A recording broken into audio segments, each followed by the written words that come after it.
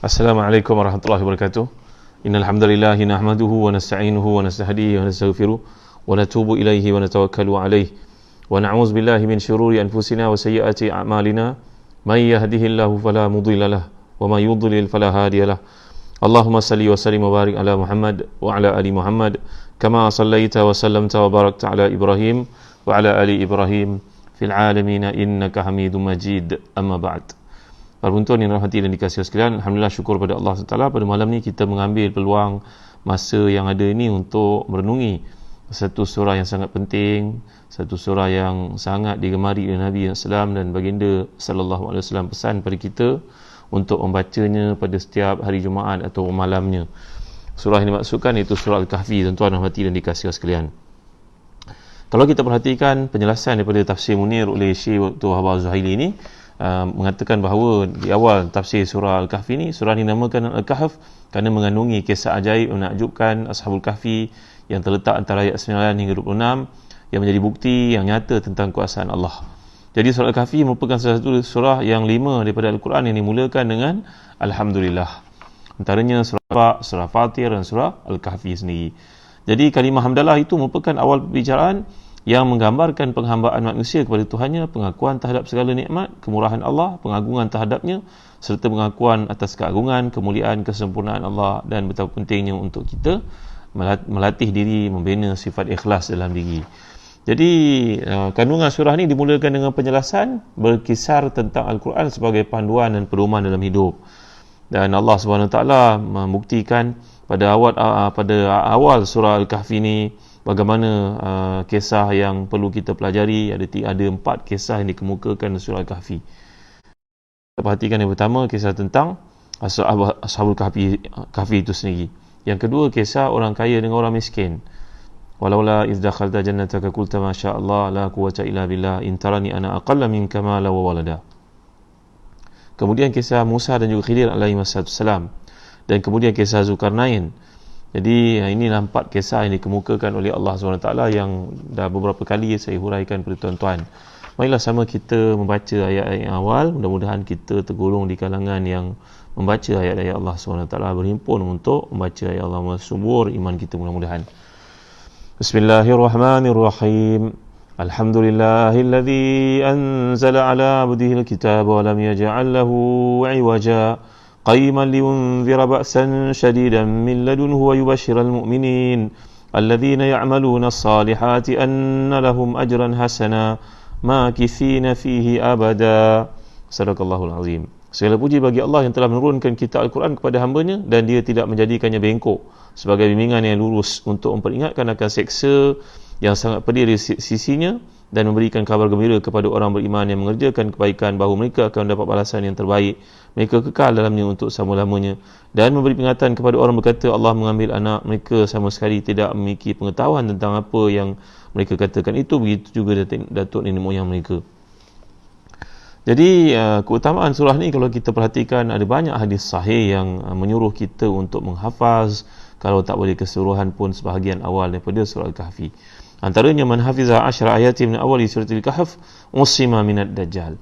Siapa yang baca, yang menghafaz 10 ayat awal daripada surah Al-Kahfi, dia akan dipelihara daripada dajjal. Begitu juga dalam hadis yang lain, riwayat Muslim, Ahmad, Nasa'i, man qara'a al-ashr al-awakhir min surah Al-Kahf usima min fitnatid dajjal. Siapa yang baca 10 ayat yang akhir daripada surah Al-Kahfi, maka dia dijamin selamat daripada fitnah dajjal. Apa itu dajjal, tuan-tuan? Dajjal ni satu fitnah yang akan lahir di akhir zaman, merupakan seorang manusia yang akan menggoda, memperdayakan, menyesatkan orang yang lemah imannya. Orang yang hatinya kebendaan, hatinya bersarang dengan kepentingan keduniaan, orang ini akan diperdayakan dan sekaligus menjadi tentera kepada Dajjal untuk mengikut syaitan dan mengikut syahwat dan akhirnya meninggalkan pedoman hidayah daripada Allah SWT. Kalau kita perhatikan tuan-tuan yang dimuliakan Allah sekalian, jadi bila kita baca dalam surah Al-Kahfi ni, ia mengandungi pesan kepada kita untuk memperkukuhkan akidah.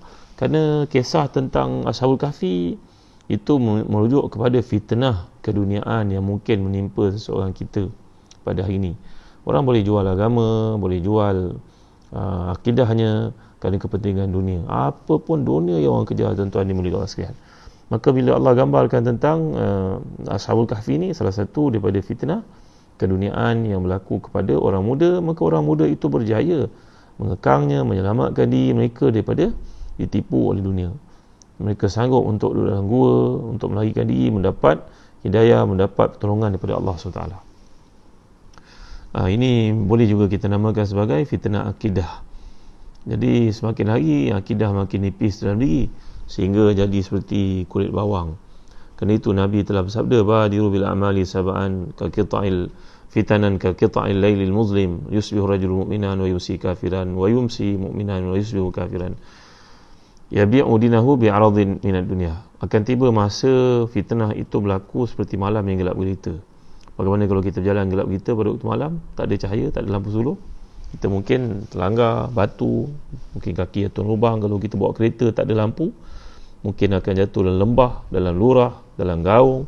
Maka itulah ibarat kehidupan akhir zaman. Orang semua akan menjual agamanya. Kerana para ulama mengatakan bahawa fitnah yang besar, yang pertama fitnah syahwat, yang kedua fitnah yang dinamakan fitnah ke syahwat, dan juga fitnah kebendaan.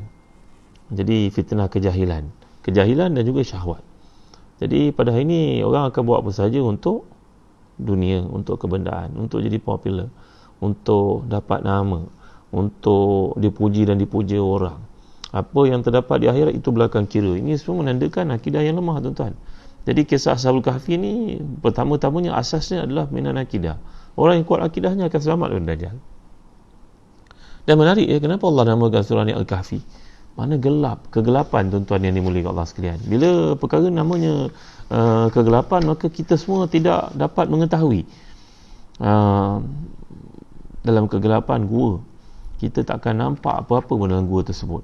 Jadi itu sebab berkata seorang penceramah, pendakwa yang terkemuka di Mesir namanya Amrul Khalid, ghafarahullah, Allah ampunkan dia atas kesilapan, kita banyak kesilapan.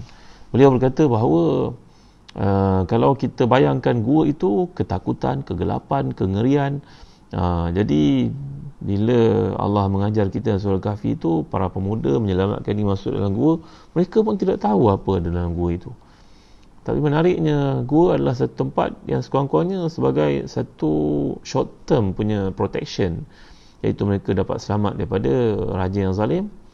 Maka tuan-tuan yang hati dan dikasihi sekalian, kadang-kadang kita dalam kehidupan bila melihat orang melakukan kesilapan, melakukan perkara-perkara maksiat secara terang-terangan, maka kita rasa susah hidup dalam dunia yang begitu, tuan-tuan. Kerana semua orang melakukan dosa secara terang-terangan. Semua orang nak menunjuk. Ini bisnes yang paling penting, bisnes riak. Biar semua orang tengok apa kita buat, biar orang nampak. Biar kita dapat menayangkan kebaikan yang kita buat sebagai contohnya. Ini bahaya, tuan-tuan yang boleh kasihan. Kalau kita baca dalam hadis ketika para sahabat pergi perang Tabuk, perang yang sangat menguji itu, mereka menaiki unta bergila-gila, 3-4 orang menaiki bergila-gila, seorang naik, seorang tarik, seorang turun, seorang tarik. Akhirnya Abu Musa al-Asy'ari bercerita tentang perjalanan yang sangat dahsyat itu, sampai kami terpaksa bawa kain untuk ikat kaki, untuk balut kaki jadi stokin, panas sangat, luka-luka kaki. Tapi hadis itu terhenti di situ saja, kerana Abu Musa al-Asy'ari gagal menyempurnakan. Dia tidak mahu menyempurnakan cerita itu. Takut nanti bila bercerita, kita sudah mengharapkan kita meraih simpati manusia, menarik perhatian manusia. Kita bukan buat kerja kerana Allah lagi. Jadi menyebut tentang akidah ni, bila manusia lemah akidahnya, dia tidak nampak akhirat. Ibarat orang menaiki kereta, keretanya mungkin tidak ada lampu, mungkin cerminnya penuh dengan debu, maka dia tidak nampak destinasi yang nak tuju. GPS-nya salah, tuan-tuan yang mulia Allah sekalian. Maka bila merujuk pada surah Al-Kahfi ni, para pemuda, walaupun disebut Ibn Abbas latar belakangnya bukanlah orang hebat-hebat, berilmu sangat, tapi akidahnya kental. Kita bagaimana nak bina akidah yang kental, tuan-tuan? Itu sebab kita kena ambil peluang mengumpulkan anak-anak pada hari-hari seperti ni. Tak boleh nak keluar rumah, ajak mereka ucap syahadah balik semula. Yang laki kita ajar azan balik semula, sebut betul-betul kalimah Allah ni. Ya, inilah kalimah yang kau hidup dan kau mati. Inilah kalimah yang kau akan pegang sampai bila-bila, wahai anak-anakku. Ambil peluang, tuan-tuan yang dimuliakan Allah sekalian. Waktu malam, abang nak semua handphone dipulangkan, kerana menjelang malam macam-macam benda boleh berlaku. Kamu boleh melihat benda-benda maksiat, lalu kamu pun lalai hanyut lautan nafsu. Kamu sudah lupa adanya Tuhan. Tuhan kamu dah jadi nafsu. Maka yang tak mahu benda tu berlaku. Mari bagi Ini bicara tentang akidah, tuan-tuan ni mulia Allah sekalian. Itu sebab antara keperhatian Nabi yang mendoakan orang-orang muda. Dan satu peristiwa bila datang seorang muda yang telah pun terlalai, tersesat, buat maksiat, mengadu kepada Nabi, dia ni seorang yang suka berzina, maka Nabi memanggilnya ke hadapan. Mari sini kamu. Nabi telah bertanya kepadanya soalan yang logik. Suka tak kamu kalau seorang itu berzina, akhirnya bila dibawa ke pengadilan, rupa-rupanya dikakakmu? Tak suka, Rasulullah. Suka tak kamu kalau seorang perempuan itu ditangkap berzina, rupa-rupanya bila dibawa ke pengadilan, rupanya ibu kamu? Ibu. Terkejut dia dan mukanya merah. Diumpamakan dalam hadis. Ada banyak periwayatan tentang peristiwa ni. Ada disebut oleh Imam Ibn Katsir dan tafsirnya, tafsir ayat 30 surah Al-Isra'. Nanti ada peluang kita baca, tuan-tuan. Dan akhirnya Rasulullah membawakan contoh-contoh wanita-wanita yang dekat dengannya. Ternyata dia tidak sanggup mendengar perkara itu. Dan akhir sekali Rasulullah berjaya mengiqna'kannya, menjelaskan kepadanya betapa buruknya buatan tersebut, zina. Kerana semua perempuan yang kamu zina dengannya tak lain tak bukan merupakan anak orang, kakak orang, ibu orang, isteri orang, mungkin nenek orang. La ilaha illallah Muhammadur Rasulullah. Maka Nabi pun letakkan tangan baginda yang mulia di dadanya, dan doa ni di Facebook ini, Allahumma ghfir dhanbahu wa tahhir qalbahu wa hassin farjahu. Allahumma ghfir dhanbahu wa tahhir qalbahu wa hassin farjahu. Ya Allah, ya Tuhan, ampunkan dosanya, bersihkan hatinya, jagalah kemaluannya. Kalau perempuan kita baca ubah hu jadi ha. Allahumma ghfir dhanbaha wa tahhir qalbaha wa hassin farjaha. Maka berkatalah perawi kepada hadis ini, selepas Rasulullah wafat 40 tahun, aku melihat pemuda yang didoakan Nabi itu, kesan mukjizat doa Nabi kepadanya. Tak pernah pun azan berkumandang di masjid, melainkan dia telah berada betul-betul posisinya belakang imam. 40 tahun. Kata perawi hadis ini adalah riwayat Ahmad. Ini, tuan-tuan, antara kepentingan kita mendoakan anak-anak kita, kerana fitnah akidah adalah benda yang sangat bahaya pada hari ini. Yang kedua, bila sebut tentang orang kaya dengan orang ini satu juga cabaran, ujian bagi kita orang Islam. Kita sering mempamerkan kehidupan yang mewah, kita pun terpengaruh hati antarabangsa, kita terpengaruh dengan main bola yang gajinya besar-besar. Saya tak masukkan di mana-mana, tuan-tuan ya. Maka orang pun berebut menuju ke arah itu. Kenapa nak engkau belajar nak jadi doktor? Kenapa doktor jadi kaya banyak duit? Kenapa engkau belajar sungguh nak jadi engineer? Kenapa jadi banyak duit? Semuanya duit, tuan-tuan. Kita kena betulkan balik semula, kena adjust balik semula mentaliti anak-anak kita ni, mindsetnya betulkan. Bagus jadi doktor nak. Dalam Quran Allah mengatakan man ahyaha faqad ahyana sajami'a. Orang yang merawat orang sampai sembuh itu, orang yang sembuh itu engkau dapat pahalanya sampai dunia yang kau dapat. Kerana kita tak menafikan kepentingan dunia, tapi jangan jadikan ia kiblat segala-galanya. Beza tu, tuan-tuan. Ya, saya baca dalam kitab bertajuk Taratib Idariyah. Kitab ni kitab yang sangat penting, besar, ada 2 jilid, besar ni, tuan-tuan. Ini menjadi impian saya, mudah-mudahan di Telaga Biru nanti kita dapat terjemahkan. Dalam kitab ini membuktikan ni pentadbiran Nabi SAW dan para sahabat. Taratib Idariyah. Para ustaz bacalah. Jangan baca kat Facebook ya, entah mana-mana rujukan, dia baca kat sini.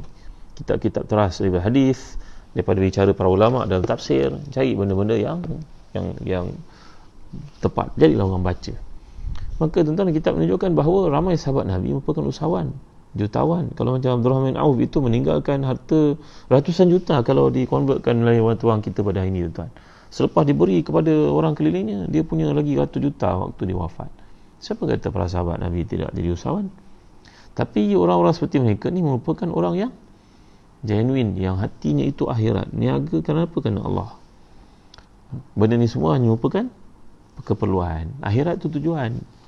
Yang terbalik pada ini yang sukar untuk kita katakan kepada masyarakat, kerana mereka menjadikan dunia itu tujuan, akhirat itu dilupakan. Ini masalahnya. Jadi semua benda yang kita dapat di dunia ini pinjaman. Tak lama lagi dia akan pergi dan meninggalkan kita. Kerana dalam hadis sahih mengatakan ya tu'al maitah salasun fayaji'u ithnani wa yabqa ma'ahu wahid. Hadis sahih riwayat Bukhari Muslim. Yang akan ikut kita waktu mati nanti adalah 3, iaitu hartanya, keluarganya dan juga amalnya. Hartanya dan juga amalnya, hartanya dan juga keluarganya akan pulang. Isteri tu sayang macam mana kepada suami pun dia takkan duduk kat kubur, tuan-tuan. Kalau kita ni berkedudukan mulia macam mana sekalipun, takkanlah anak kita nak biarkan mayat kita duduk depan TV yang kita selalu duduk itu. Pedih ayat ni kalau cakap. Rumah kita besar, tanah kita besar. Kalau mati tak ada seorang pun akan benarkan kita dikuburkan di tanah dekat dengan rumah kita. Semua akan dihantar ke perkuburan.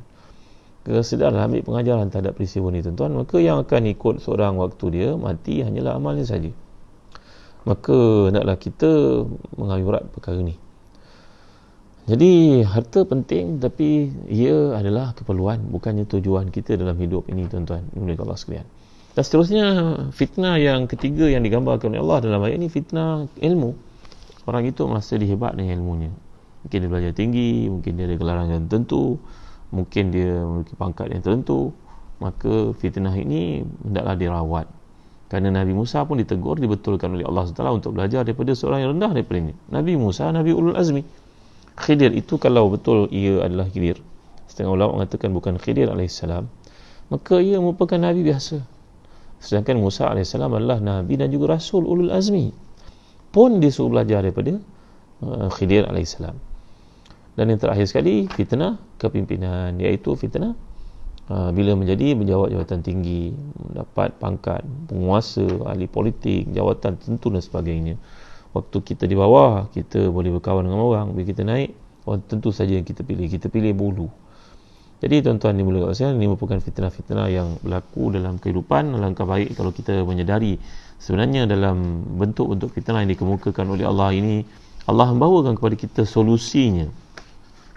Iaitu kalau kita perhatikan dalam surah Al-Kahfi ini, yang pertama sekali Allah menyelangi dalam firman-Nya muka ayat ke-28, A'udzu billahi minasyaitonir rajim. Wasbir nafsaka ma'al ladzina yad'una rabbahum bil ghadati wal 'ashyi yuriduna wajha wa la ta'du 'aynaka 'anhum turidu zinatal hayatid dunya wa la tuti' man aghfalna qalbahu an dzikrina wattaba'a hawahu wa kana amruhu furta. Bersabarlah kamu bersama dengan orang-orang menyeru Tuhannya pagi dan petang dengan mengharap keridhaan-Nya. Janganlah kedua mata kamu paling daripada mereka mengharapkan perhiasan dunia. Jangan kamu mengikut orang yang hatinya telah kami lalaikan dan hati kami, serta menurut hawa nafsunya, dan keadaan itu telah melampaui batas. Jadi ini prinsip utama untuk selamat daripada 4 fitnah tadi. Hendaklah kita ni sentiasa berkawan dengan orang yang baik, orang yang soleh. Alangkah baiknya kalau orang soleh itu pula berilmu. Imam Ghazali berkata, jangan kamu tinggalkan pergaulan dengan beberapa jenis manusia. Orang awam, kena bergaul dengan mereka. Tapi ada masa kita bergaul dengan mereka, ada masa kita tinggalkan mereka kalau mereka bercakap yang lara.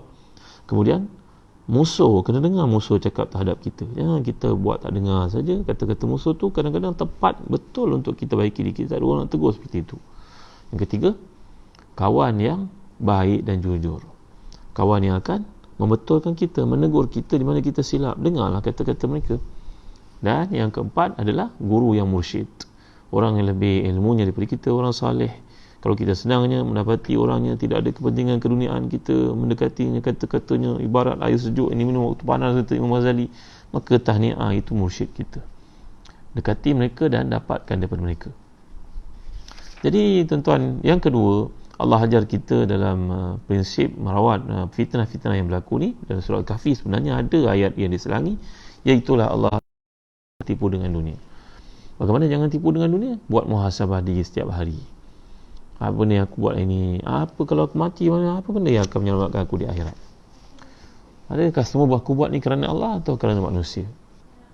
Jadi ini satu perkara yang penting, sebab Allah gambarkan wadrib lahum mathalal hayatid dunya kama in anzalnahu minas sama' faqtalata bihi nabatul ard fa asbaha hashiman tadhruhu riyah wa kana Allahu ala kulli syai'in muqtadira. Allah gambarkan ayat 45, bawa kepada mereka contoh kehidupan dunia ni seperti air yang kami turunkan dari langit. Maka tumbuhlah pokok-pokok mula-mula subur, akhirnya dia pun jadi layu, kering, dan akhirnya hancur, hitam. Pokok itu pun ditebang, musnah, mati. Itulah kehidupan dunia. Nampak awalnya cantik, tapi di hujungnya menjadi debu. Maka inilah keduniaan. Cara tinggi sekalipun seseorang itu, dia pasti akan turun ke bawah. Cara pun dia kena ingat akan tiba masa dia tidak lagi dihargai orang. Jadi merawat fitnah keduniaan ini hendaklah kita selalu buat perimbangan dunia dan juga akhirat. Yang ketiga tuan-tuan, dia ajar kita untuk menangani fitnah kehidupan, fitnah kebendaan, fitnah akidah ni semua. Hendaklah kita merendahkan diri kita. Tawadhu'. Jadi dalam ayat yang kena bersunnah Allah gambarkan, qala satajiduni insya'allahu sabira wala 'asi laka amra. Jadilah orang tawadhu' macam Nabi Musa. Nabi Musa ni Nabi Ulul Azmi kita katakan tadi, tapi syarat untuk belajarnya kena tawadhu'. Maka dalam hidup ni tawadhu'lah kepada orang-orang beriman. Ya ayyuhalladzina amanu may yartadda minkum an dini fasawfa ya'ti Allahu biqaumin yuhibbuhum wa yuhibbuna azillatin 'alal mu'minina 'izzatin 'alal kafirin yujahiduna fi sabilillahi wa la yakhafuna lawmata la'im dzalika fadlullahi yu'tihi man yasha wallahu wasi'un 'alim. Allah ramalkan tentang manusia ini, kalau mereka ingkar pada Allah, Allah gantikan mereka dengan satu umat yang lebih baik daripada mereka. Lalu Allah menyenaraikan sifat-sifat orang yang baik yang Allah maksudkan itu. Yang pertama, tawaduk kepada orang beriman. Tawaduk yang berarti merendah diri, dekati orang beriman. Allah angkat daripada kita ujian yang besar ni tuan-tuan, tak boleh nak berjemaah di masjid lagi. Nanti kalau kembali kepada keadaan asal, pergi ke masjid, jumpa dengan orang, tegur, tanya, sembang. Janganlah kita ni dono yang mentang-mentang lah kita ni orang kaya, orang pangkat, orang lain sebab kita tak boleh pandang rendah, pandang hina. Ini kena betulkan tuan-tuan ni, boleh Allah sekalian. Bergaul dengan mereka. Rasulullah SAW ketika berhijrah ke Madinah, Rasulullah bersama-sama para sahabat bangunkan Masjid Quba. Badan baginda berdebu, sehingga para sahabat mengatakan, Rasulullah duduklah kami bangun. Tak, Rasulullah tetap bekerja dan suruh mereka melakukan, menyambung, membantu, membuat kerja yang mereka mampu. Itu Rasulullah SAW. Nanti kalau raya korban, tampillah, bantulah. Walaupun kita tak melakukan korban, bantu apa yang kita mampu untuk meringankan orang Islam yang lain. Cari peluang. Lihat apa sumbangan kita kepada organisasi, kepada society, kepada masyarakat. Yang terakhir sekali tuan-tuan dimuliakan sekalian, untuk merawat penyakit-penyakit dan juga fitnah-fitnah yang berlaku dalam hidup pada hari ini, menerusi surah Al-Kahfi, hendaklah kita mengikhlaskan diri. Hendaklah kita selalu mengikhlaskan diri. Kerana itu Allah menyatakan di hujung surah Al-Kahfi, A'udzubillahi minasyaitonirrajim. Qul hal nunabbi'ukum bil akhsarina a'mala alladzina dhalla sa'yuhum fil hayati dunya wa hum yahsabuna annahum yuhsinuna sun'a ulaika alladzina kafaru bi ayati rabbihim wa liqa'ihi fahabitat a'maluhum fala nuqimu lahum yawmal qiyamati wazna. Katakanlah, hendak tak kami beritahu kepadamu orang yang paling rugi amalannya, iaitu orang yang telah sia-sia perbuatannya dalam dunia, sedangkan mereka menyangkakan mereka buat benda yang betul. Mereka itulah orang yang telah kufur pada ayat-ayat Allah dan mereka kufur pertemuan dengannya, maka terhapuslah segala amal mereka, dan kami tidak mengadakan satu penilaian pun bagi amal mereka di akhirat. Satu hari bila Nabi SAW menjadikan Abdullah bin Maktum muazzin Rasulullah dan juga Bilal bin Rabah, kedua orang ini merupakan muazzin Rasulullah, maka datanglah seorang munafik menawarkan diri untuk menjadi muazzin di Masjid Nabawi itu, dengan berkata, wahai Rasulullah, suara saya lebih baik daripada suara mereka. Memang betul pun, suaranya lebih elok. Maka pada hari itu Nabi menggalaskan tanggungjawab untuk azan kepadanya. Tiba-tiba bila menjelang waktu sembahyang berikutnya, Jibril datang alaihissalam bertanya kepada Nabi, wahai Rasulullah, mana dia azan? Asar tadi tak ada azan, dah masuk maghrib. Masya Allah, sedangkan yang asar tadi dia azan oleh munafik itu. Dia menunjukkan dirinya lebih baik, dia azan untuk orang puji dia, dia berkata pada Rasulullah suaranya lebih lunak, lebih merdu, tapi semua tak dipandang oleh Allah, tuan-tuan. Maka janganlah kita jadi golongan seperti ini, tuan-tuan, yang dimuliakan Allah sekalian. Imam Malik rahmatullah alaihi, imam ahli sunnah yang hebat itu, sentiasa menyembunyikan amalnya, sehingga anak-anak murid menyatakan, kami melihat ramai orang lebih alim daripada Imam Malik, tapi kenapa dia yang lebih famous daripada mereka? Ketika Imam Malik mengarang kitab namanya Al-Muwatta', maka ramailah orang alim lain menulis kitab dinamakan juga dengan Muwatta'. Maka anak-anak murid datang bertemu dengan beliau dan berkata, wahai tuan guru, ramai orang tulis kitab namakan juga Muwatta'. Maka kata Imam Malik, maka analillahi fahuwa baqin, kalau ia ikhlaskan Allah, ia akan kekal. Hari ini 1200 tahun lepas Imam Malik meninggal dunia, semua pengkaji ilmu hadis di kuliah-kuliah hadis di mana-mana universiti di dunia, kalau ditanya kepada mereka, siapakah pengarang kitab Muwatta', semua mereka akan mengatakan Imam Malik. Takkan ada yang mengatakan Zain daripada Imam Malik. Padahal pada waktu itu berpuluh-puluh ulama menulis juga, menamakan kitab mereka juga Muwatta', dan ternyata lebih hebat daripada Muwatta' Imam Malik. Jadi tuan-tuan, Allah mengekalkan imam yang mulia ni, namanya, mazhabnya, kitabnya, sampai hari ini dipegang orang. Itu sudah menjadi bukti untuk kita supaya dalam hidup ni buatlah kerana Allah. Mudah-mudahan Allah berkati kita pada malam ini dengan apa yang dapat disampaikan. Itu sebab antara doa yang seringkali Nabi SAW amalkan untuk baca, dan eloklah kita amalkan, tuan-tuan. Saya dah pesan banyak kali doa ni untuk diamalkan, iaitulah Allahumma a'inni ala zikrika wa syukrika wa husni ibadatik. Ya Allah, bantulah aku untuk mengingatimu, bersyukur padamu, baiki amal salihku kepadamu tanpa henti-henti. Allahumma a'inni ala zikrika wa syukrika wa husni ibadatik. Ya Allah, bantulah aku untuk mengingatimu, bersyukur padamu, baiki amal salihku kepadamu. Doa ini dalam riwayat Imam Ahmad diajar Nabi SAW kepada sahabat yang sangat salih dan hebat, yang dipanggil antara sahabat-sahabat paling alim dan faqih, di kalangan para sahabat Nabi, namanya Muaz bin Jabal radhiyallahu an. Walaupun Muaz ni maka Nabi tetap mengajarnya nak melakukan ketaatan ni perlu taufik, perlu kekuatan daripada Allah. Kalau tidak, dia jadi sia-sia. Dia jadi kerana manusia, jadi menunjuk kepada orang. Mungkin tuan rajin baca tuan bila waktunya lepas sembahyang. Tiap-tiap kali lepas sembahyang, makcik ya, pakcik, tuan, puan, doktor, datuk, datin, anak, pesan ini daripada Nabi kita sallallahu alaihi wasallam. Dan jangan lupa dalam doa kita banyakkanlah buat saudara-saudara Islam kita di seluruh dunia dan kita di Malaysia khususnya mengalami wabak sekarang, pandemik sekarang. Mohon kepada Allah supaya diangkat dengan segera, diberi kekuatan kepada doktor-doktor kita, nurse-nurse kita, tentera, polis yang sangat banyak bekerja. Mereka tu tak dikenali tuan-tuan. Al-ahfiya ul atqiya ul abriya idza hadaru lam yu'rafu wa idza ghabu lam yuftaqadu. Orang-orang macam mereka itu kerjanya bukan kerana manusia, kerana Allah. Tak ada siapa pun tahu, tak ada siapa pun nak tengok, tak ada siapa pun nak popularkan. Tapi Allah kenal, Allah tahu.